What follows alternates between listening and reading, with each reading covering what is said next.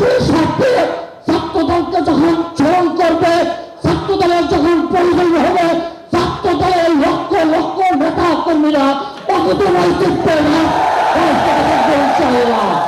বিগত 15 বছর আমরা যেভাবে গুম খুনের শিকার হয়েছি, মামলা হামলার শিকার হয়েছি, আমরা ক্যাম্পাসে স্বাভাবিক জীবনযাপন করতে পারিনি। ছাত্র দলের একজন নেতা কর্মীকে বাংলাদেশের কোন শিক্ষা প্রতিষ্ঠানে হলগুলোতে অবস্থান করতে দেওয়া হয়নি। সেই আমরা ছাত্র দলের প্রতিজ্ঞা হলো আমরা একটি নতুন ধারা ছাত্র রাজনীতি উপহার দিয়ে যাচ্ছি। আমরা 2024 সালে ছাত্র দলের যে সকল ভাইদের হারিয়েছি, যারা ছাত্র দলের সাংগঠনিক অভিভাবক জনাব তারেক রহমানের নির্দেশে রাজপথে রক্তময় চিত্তে লড়াই করার কারণে এই খুনি ফ্যাসিস্ট হাসিনা গুলিতে শাহাদাত বরণ করেছে।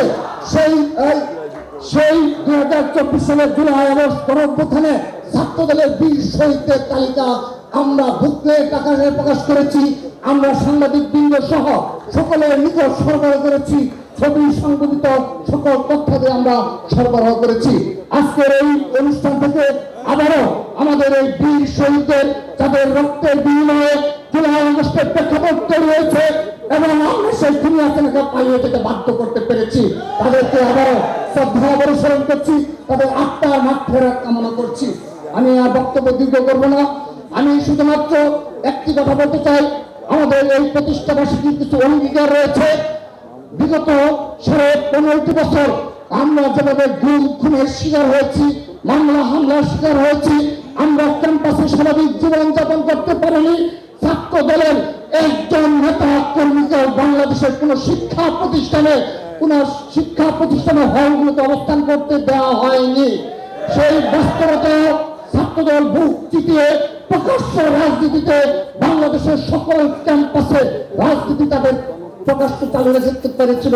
বাংলাদেশের প্রতিটি জেলা মহানগরে উপজেলার প্রকাশ্য কর্মসূচি ঘোষণা করে প্রকাশ্য রাজনীতি চালু রাখতে পেরেছিল। সংগ্রামী উপস্থিতি, আমরা ছাত্র দলের প্রতিজ্ঞা হলো আমরা একটি নতুন ধারা ছাত্র রাজনীতি উপহার দিয়ে যাচ্ছি।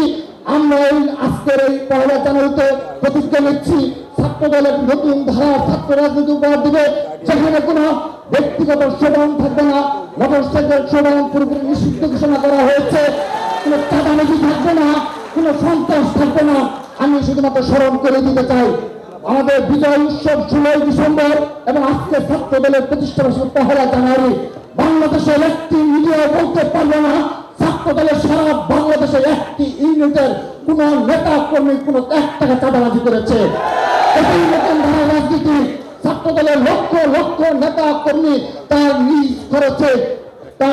খরচে জীবনযাপন করে এবং সংগঠন প্রতি শতভাগ কমিটমেন্ট নিয়ে তারা ছাত্র রাজনীতিতে রয়েছে।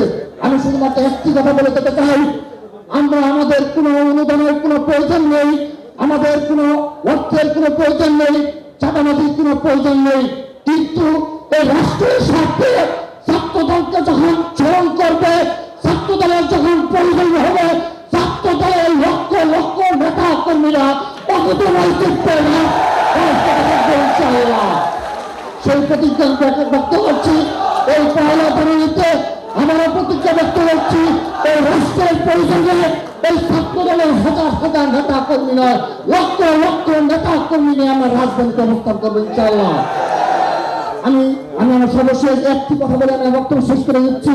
আমি শুধুমাত্র সাধারণ শিক্ষার্থীদের বিষয়ে একটি প্রশ্ন রেখে যেতে চাই, যদি আবু সাঈদ এবং আমাদের শহীদ ওয়াসিম হত্যার আগের দিনে যদি এই খুনি হাসিনা যদি আজকের এই কুটা সংস্কার আন্দোলন তিনি মেনে নিতেন, তাহলে আজকে আমাদের ছাত্র দলের লক্ষ লক্ষ নেতা কর্মীদের জীবনে কি ধরনের দুর্বিষহ জীবন অপেক্ষা করছিল সেগুলো আপনারা বিবেচনা করবেন।